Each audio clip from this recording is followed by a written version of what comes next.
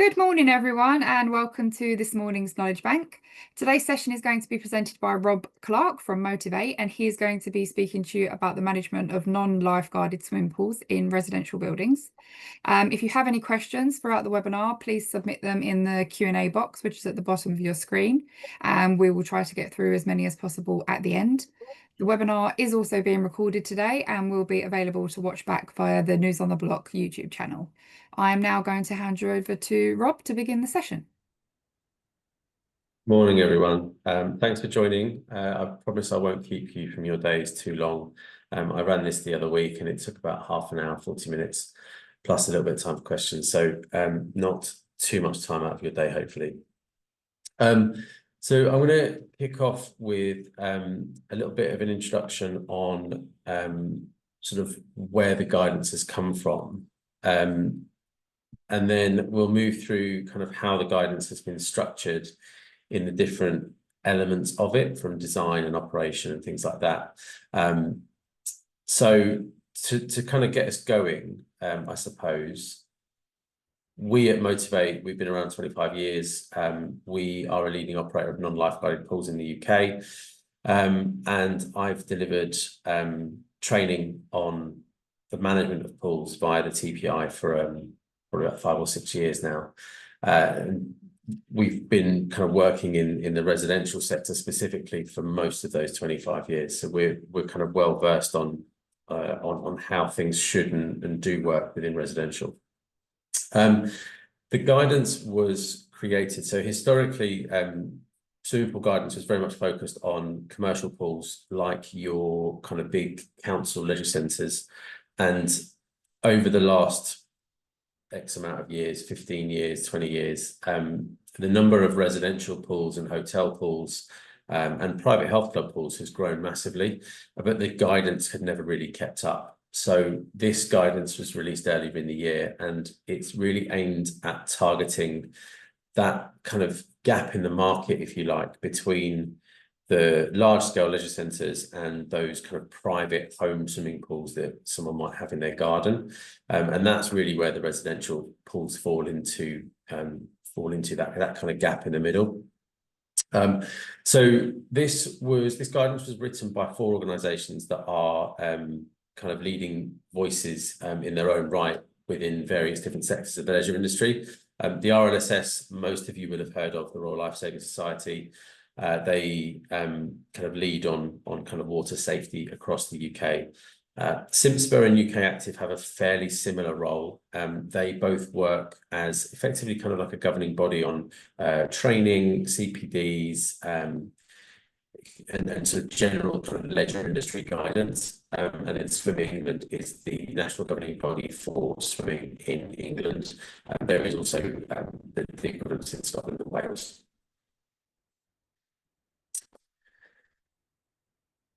So the guidance that was around, or is still around, actually, I shouldn't say was, it still is around, is HSG 179. So there's a slight typo on the first, but it's HSG 179, which is the guidance around the management of swimming pools.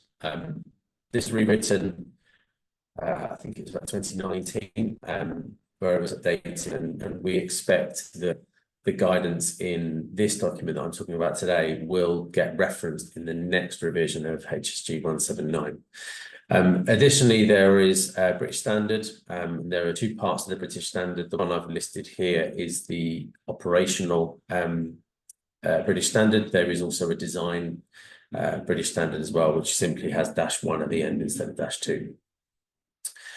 And I think the main purpose of the new guidance, this ING 02, is to provide clarity on that kind of gap that I mentioned earlier about the domestic and commercial pools, and stop, or at least reduce, any ambiguity where guidance is interpreted different ways. So one of the things that the guidance says, one of the earliest things they talk about is how operators now must provide lifeguard supervision unless they can show it is not reasonably practicable to do so. Historically, guidance would say could or should, whereas now the onus is on the operator to prove that they do not need a lifeguard. So any swimming pool now in the country needs to have a lifeguard risk assessment. So that is where you need to look at your swimming pool and essentially say, right, I need a lifeguard unless I can show that we have enough mitigation in place to not need a lifeguard.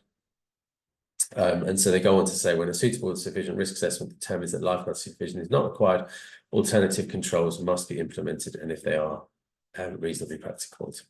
So, as I say, that's basically saying you need a lifeguard unless you can show that you have enough other processes and procedures in place to mitigate and reduce that risk.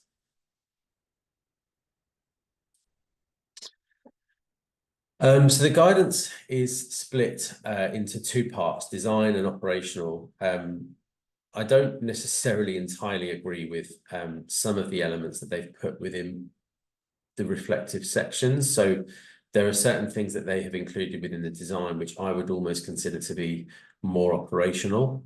So the way I've split it for this presentation is I've tried to keep what would be installed at the build stage under design, and then I've tried to keep anything else under operational. And the sort of my thinking there is that the latter, the operational changes, even if it might be related to signage or something like that, it's a very easy fix. Whereas changing your water depth or adjusting gradients in your swimming pool is a slightly more difficult, more complex, and significantly more expensive option. So that's how I've split it. Hopefully, I've covered off all the bases. It just might be that they're in slightly different orders as to the guidance. So to kick things off, water depth is probably one of the most obvious things to look at when you're looking at an unlifeguarded pool. And the magic number here is 1.35 meters.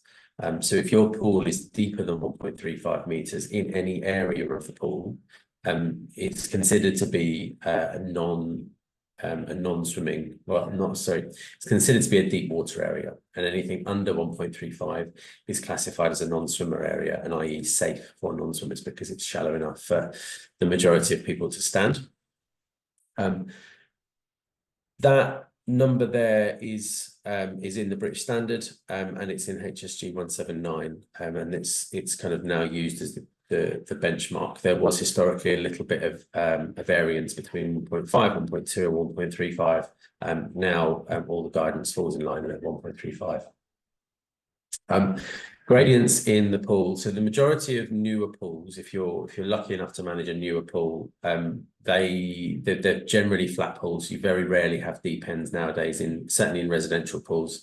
Most of them will sit at 1.2 or 1.3 meters and be level pool tanks all the way along. However, if you do have some gradients, there are varying gradients that are essentially considered to be permitted. So it should be any water that is less than 0.8 meters, which is 80 centimeters, should be no steeper than a 1 in 20 gradient. And anything that is 0.8 to 1.35 should be no steeper than 1 in 17. So if you have a depth change in your pool, then it may be worth looking at that. So visibility of the pool is essential. Yes, talking about CCTV, etc., but it's also talking about things like columns that might be in the way, or any kind of obstruction, basically, and just starting to have a think about kind of how you might navigate the visibility of that pool and making sure that you can see everything that you need to be able to see. The other thing that is sort of talked about with visibility is the need for kind of lifeguards at certain points. So as an example, you might have, if you had an outdoor pool and it was a really hot forecasted August bank holiday weekend, you might decide that actually it would be very sensible to have a lifeguard for that weekend, given the anticipated increase in usage, and that your usual methods of supervision might not be sufficient in that circumstance. and that's absolutely fine. That's something that you probably should factor into your risk assessment, that under normal operation, you might not need a lifeguard because you have X, Y, and Z in place. But on those blue sky days, or if you were to run a resident event, for example, you might decide that actually the additional risk of more people, higher levels of excitement, maybe more children, for example, parents not quite paying attention as they should, maybe a lifeguard is a good investment. CCTV, so it's been around for a long time in the guidance. Nothing's changed. They still don't insist on it, but they do strongly suggest that it is installed. The benefits of CCTV means that you can remotely monitor your pool. So your concierge could do it, your building manager could do it, your security, whoever you may have on site can monitor the pool remotely, provided there is enough coverage from the cameras and they can see everything. Couple of things. Testing, you've got to test it, make sure you can see everything. But equally, if it's either an outdoor pool or a ground floor pool with lots of glazing, you need to be able to check that or test the cameras at different times of the day and different times of the year. The glare that the sun will generate can impact the visibility at different times of the day. So worth checking those and documenting that you've checked a variety of different days and times of year. Automated detection, we'll talk a little bit more about later, but essentially automated detection is AI, and it detects drowning. It can't replace the fact that you still need somebody to respond in an emergency, but it can assist in raising an alarm if it determines that someone is in difficulty. Alarms should feed back to a central point. They should be monitored, and if that central point is somewhere that doesn't necessarily have someone based at permanently, so for example, concierge desk, they might be off getting a parcel or doing a building walk round, it might be sensible to have those alarms feed back to some kind of mobile device like a pager or some other device that they can carry with them. And design modification, what I'm talking about here is where you may decide to consider changing the design of your pool, so that if you, for example, had a very deep pool, 2 meter deep or something like that, and you really didn't want to have to lifeguard your pool, it may be prudent to make the pool shallower. It's not an easy job. It's probably very expensive, and there's quite a lot to consider when doing that, but it is most certainly an option. You can either, make it shallower, you can adjust gradients and things like that. So yeah, worth considering if you are in that situation. Okay, so here we're going to talk about signage, which is probably one of the most basic things and probably the simplest thing that you can install to help mitigate risk. So the 4 bullet points I've got at the top of the screen there are the 4 types of signage that you must really have on poolside. So no diving is pretty obvious and self-explanatory. Your etiquette and your pool rules, I would suggest that you have these before residents get to poolside. So maybe put them in the changing rooms or maybe in some kind of lobby, so that residents can review what the situation is before they get there. Depth signage, sorry, there's another typo there with a missing H. Depth signage is really, really important, and it's actually the only type of signage that has some design criteria that's set out. So you'll see from the image on the bottom left that there is certain sizing parameters that need to be met with your depth signage. So the minimum height of your numbering on your depth signage needs to be 70 millimeters. So the image here, this is some signage that we designed for a scheme in West London. The signage is 80 millimeters. It's more than fine. There is nothing on the length of it, so that's kind of not relevant, but certainly on the height of your signage, it needs to be 70 millimeters. And finally, if you are not lifeguarding your pool, you need to advertise the fact that the pool is not lifeguarded. It needs to be really obvious that there is no lifeguard. lots of pools, lots of operators, lots of developers don't really like signage, and I can understand it. It doesn't necessarily look all that pleasing, but the good thing is that it doesn't have to be big, bright and red. It can be designed well. You know, the one in the bottom left we created in stainless steel and also subsequently in a grey plastic, and they look really nice. You know, they're minimal, but they are obvious. The most important thing is where they're put, and so your positioning. So the 4 points at the bottom is things to consider about your signage. So positioning, it's got to be visible. You've got to be able to see it as soon as you come out the changing rooms, and ideally, depending on what it is, either in the changing rooms, the visibility. So having it clearly on things that you can't miss. So, you know, quite often there are columns maybe outside of a changing room door. So putting a sign on a column immediately as people come out is really sensible.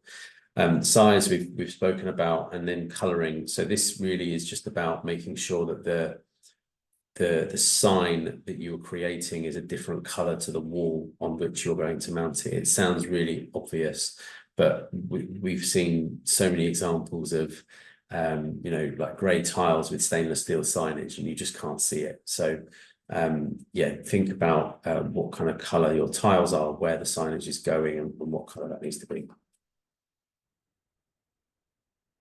Okay, so technology monitoring and surveillance. So talk a little bit more about the automated detection in a second. CCTV, most important thing is blind spots, making sure there's no blind spots in the pool. So coverage in all areas, making sure you check that you can see round columns, and if you can't see everything, then you need to get another camera on the other side of it. They need to feed back to a central point that is monitored. We advertise, or we say that our CCTV is passively monitored, because ultimately our teams and your concierges have other duties, and they're not there to sit and permanently watch CCTV. So it's important that you let the residents know that whilst there is CCTV in the pool, it's not actively monitored, but it is there as an extra method of keeping them safe. The automated detection goes that next step further. So this is the AI that I mentioned earlier. There's a few different options, models for different pools. So the systems have been around for about 20 years, but historically they were only ever in the water cameras, and so they were very, very difficult to retrofit, and you would only ever get them in new build pools. However, now designs have changed, technology improved as it does, and now you can have systems which have solely external cameras, so cameras that sit effectively a bit like a CCTV camera. And the way that they work is that they monitor a swimmer's kind of usage patterns within the pool. So the example that I often use in this is my son, although he's a bit too old now, but when I used to take him swimming when he was 8, 9, 10, he would be kind of ducking and diving and messing around, and he might sink to the bottom and see how long he can sit on the bottom for and play around. Whereas when I swim, you know, at a pretty steady pace, similarly each length, up, down, up, down, up, down, very rarely changing what I do. And so the cameras will pick up on that, and they'll pick up on the fact that I'm swimming at a stable speed, and I'm generally just swimming lengths and maybe stopping at each end. Whereas what they'll do with my son is pick up that he is a bit more erratic in his movements. And so should if I sank to the bottom halfway down the pool, it would probably wait 3 or 4 seconds in case I moved and was okay, but ultimately it would raise the alarm a lot quicker than if my son suddenly sank to the bottom of the pool, because of his erratic movements and how he's been behaving. The system will know that that might be normal for that user, and so it just delays raising the alarm ever so slightly by a matter of seconds. It's really not a lot.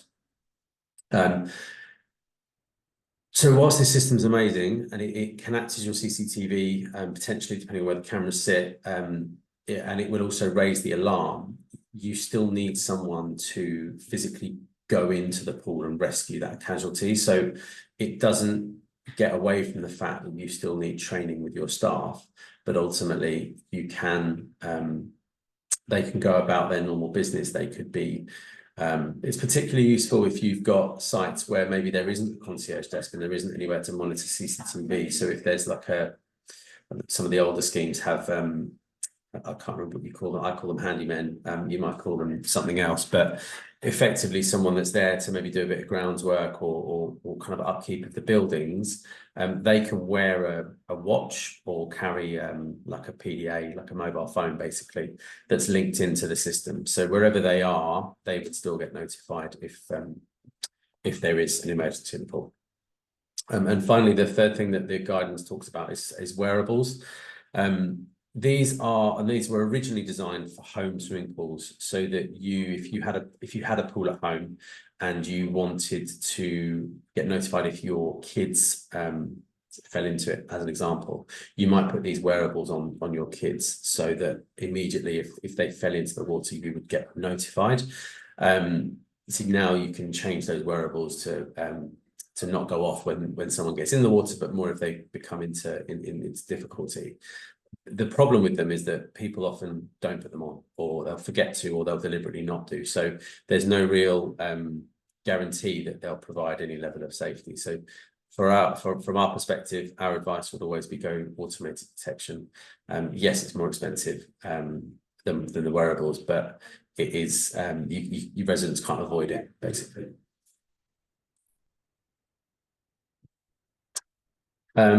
Okay, so some of the operational controls that the guidance talks about, which some of you may well have in place already, some won't. I'll talk through them, and then you can ask kind of any questions at the end if there's anything specific you want to ask. So admissions policy, thinking about your residents and who they are, and ultimately how you want that pool used. So a common one here is parental supervision.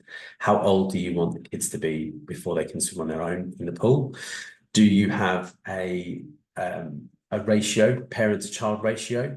So it's quite often a lot of swimming pools have different ages for different levels of supervision. So for a newborn baby or a baby under the age of 1, maybe, you might say that parents have to be in the water 1-to-1. And then you might flex it so that slightly older children, maybe up to the age of 4 or 5, might be 2 children to 1 adult. And then maybe above the age of 5 or 6, or whatever you decide to set it to, you might then say 1-to-3. And then maybe over the age of 16 or 18, you decide that actually they can then swim on their own. But really worth thinking about, and my experience of this is that it's easier to start off tougher and then relax the rules rather than not having anything in the first place and then trying to implement them at a later date. Other things just to consider on your admissions policies, any vulnerable adults, medical conditions. So you might already be doing health statements, park queues, inductions, that kind of thing. That's all really helpful in kind of understanding whether there are any residents that might have specific concerns and issues. Any disabled users, you might have a hoist on site. If you do, not linked to lifeguarding in any way, shape or form, but make sure you get it loaded if you do have a hoist. If you don't have a hoist, and even if you do, how are those disabled residents going to get into the water? Are your concierge staff or staff on site trained in the use of the hoist? And if you don't have one, then again, how are those residents going to get in the pool? Something you might want to consider is a lone swimmer policy. This is where you have a policy which says that residents shouldn't or can't swim on their own. Very, very difficult to enforce, especially as it's generally used on sites where the level of on-site staffing is extremely low, almost non-existent, and therefore that kind of second person acts as the emergency responder. But something to consider. And then the other option, the other thing, which again is incredibly difficult to police, is the different types of training, and certain types of training like hypoxic training, where you hold your breath basically. A lot of pools have banned that type of training unless there's proper supervision. Periodic checks. So the guidance doesn't specify how frequently these need to be done.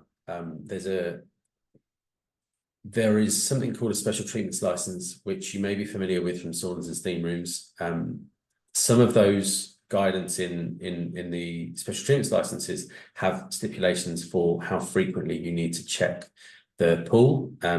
They vary massively. In Manchester, you don't need a special treatments license, but if you're in the London Borough of Barnet, you need to check your sauna and steamer every 30 minutes, and there is everything in between. So it's worth looking at that, whether you need one or not. My advice would be to possibly link your pool checks with your sauna and steam room checks if you're doing them. And if you don't do them, then I would suggest that you start at hourly as a minimum, possibly more frequently. These checks on the saunas and steam rooms, again, some of them need to be in person, so you need to physically go and open the door. Others, they do allow you to do it remotely, so via CCTV. However, I would question whether you can really see in a sauna or steam room from CCTV. But there's no reason why you wouldn't be able to do your pool checks remotely if you didn't have the sauna or steam room, provided you've got the full coverage of the pool. The main thing here is to evidence that you've done those checks as well. So we will count the number of swimmers. We might note if there are any lone swimmers or if there's any children, but just showing that you have counted that there's 10 swimmers in the pool shows that you've physically either looked at the CCTV or you've been on poolside and counted the users. And finally, which we'll talk about in a second with emergency responders, your staff need training in how to spot somebody in distress. So the emergency responders, so the thing that the guidance now says is that operators of non-lifeguarded pools must provide one or more emergency responders available within the facility to respond to requests for assistance, rescue persons safely from the pool, and provide CPR and first aid. So if you if you have a pool, you don't determine, and you've determined from a risk assessment that you don't need a lifeguard, you must provide an emergency responder who is trained and available to respond in an emergency. And that means that, yes, they can go off and do checks around the building or deal with parcel deliveries or whatever other duties that those concierge staff or whoever it may be need to do. But when that alarm goes, number one, they need to hear it. So if they're not at the desk when they're doing their other duties, they need to be notified, but they need to be able to get to the pool in a quick time as well. So there's no point if you've got a big, large estate and your pool is at one end and they're off, doing something at the other end of the estate, and it's a couple of minutes jog, that's not really acceptable. So, and unfortunately, they don't stipulate how quickly you need to get into the pool as well. So it is all down to that risk assessment. The ongoing training is now a requirement for emergency responders. Again, they haven't determined how frequently that needs to be. With lifeguard training, it needs to be monthly. So our take on pool responders is less frequently. So we are suggesting around quarterly, which is where you get all of your qualified emergency responders together and they carry out effectively like CPD training for a couple of hours, making sure that they are still kind of remembering how to carry out those rescues. Ongoing assurances. So how do you test the procedures that you've implemented, and what do you need to do to make sure that you're always reviewing what you have in place? So that might be a management walkthrough, it could be desktop assessments, or you may get a third party to come in and either review your procedures via a desktop, or you could even carry out some practice drills. We used to work with a client who he bought a plastic dummy and he used to throw the dummy in and time our team on how quickly they would respond. That's an option. It's possibly a little extreme, but actually I think it's the only way to truly know how your procedures are working, because a desktop, whilst you might have something on paper, is what's on paper really being delivered? And finally, failure of control measures. So what do you do? So we'll all have procedures for a leak or a fire or whatever other emergency it may be, and what if the CCTV goes down in your pool and you can't see the pool area? What do you do? So it's worth thinking about those eventualities and documenting processes to support your teams in what to do next. So we talked earlier as well about planning for blue sky days. This is something which the guidance is quite keen on, and that is the fact that if you do risk assess lifeguards out of your pool, don't rule them out completely. We still use lifeguards for a number of reasons at different schemes. Blue sky days on an outdoor pool is absolutely one of them. Other things is any kind of special events. So we ran paddleboard Pilates at one of our pools that we manage, and we had lifeguards. We had a lifeguard while we were running that event, because we felt that the additional risk carried warranted the need for a lifeguard. So it's definitely worth considering. There are loads of agencies out there that can supply lifeguards at relatively short notice as well.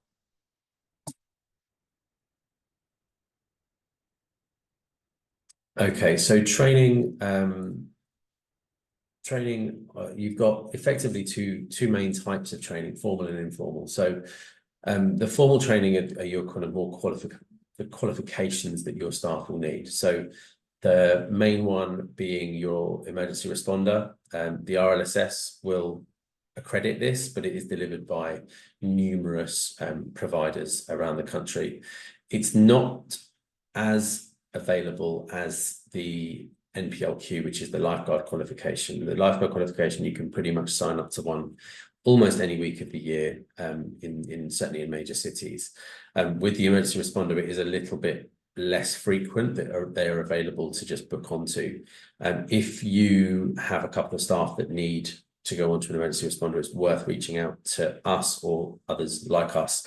We often run courses for our own teams where we might have 1 or 2 spaces that we might be able to fill with some of yours, and we can just pro rata the charges to you. The other option is if you've got multiple pools and you're trying to train 5, 6 upwards staff, it's worth having your own course run, and you just take over, find a space on one of your developments where you've got a meeting room big enough to deliver it, access to a pool, and you can put your own training on with an accredited trainer. So additionally, training, so the informal training is more on your own procedures and how your staff will work within the parameters of what you have set. So this is your PSOP ultimately, which is your pool safety operating procedures. It forms the basis of how you're going to run your pool, and it will include everything from the pool size to how frequently you're doing your water testing, to what to do in the case of a child having an accident in the pool. And by accident, I don't mean a drowning, I mean a vomiting or another type of accident. And ultimately your staff, in the same way that you've got procedures for everything else that you do, the pool needs the same. So the PSOP is it's a health and safety executive requirement. You need to have one for your pool, and within it you need to document your normal operating procedures, and you also need to document what to do in emergencies.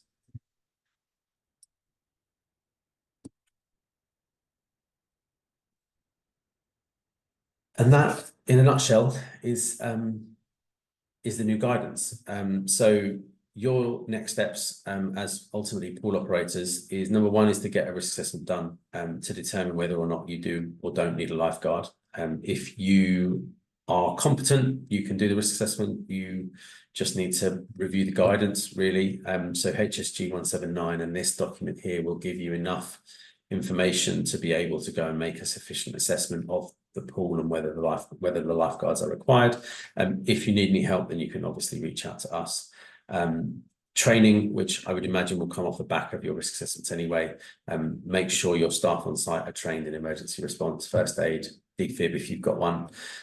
Documentation, making sure you've got your PSOP and any subsequent documentation that you need, and also make sure that you're documenting the checks that we've talked about as well, things like checking the pool side for swimmers and things like that. If your teams are doing the hard work, adding a number to a spreadsheet or a piece of paper is the easy bit, and it's the bit that will save them in the future. And finally, if you want more training, more information, you want to put staff through training through the TPI, I also run TC69, which is about gyms and pools in residential blocks. The training I've been running for about 5 years. It won't change massively following this guidance, because I was already advising on what we've talked about today, or most of it anyway, as best practice, but it will now be kind of more cemented in that. And on the right, you'll see my details if you should need them, and if you want to get in touch, then you're more than welcome to. So I will leave that up for a second while anyone takes a photo or scribbles it down, and then I will stop sharing my screen and take any questions that might have come in. I can't see, we haven't got any questions there at the moment, but I'll give it a minute and just see if anyone wants to submit any now.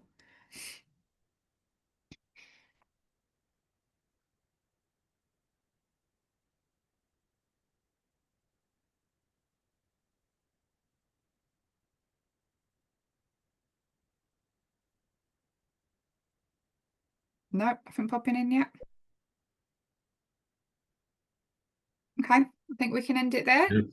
Thank you, Rob. That was great. No As Rob problem. mentioned, his email address was on the screen previously. So if anyone would like to get in touch with him directly to discuss any works or obviously have more questions, then please feel free. Otherwise, as I said, the webinar has been recorded. So if anyone would like to watch it back, it will be available on the News on the Block YouTube channel. Otherwise, thank you very much for joining us. Thank you, Rob, for your time today. And yeah, I'll see you in the next one. Thanks, everyone. Thank you. Have a good day. Cheers. Bye.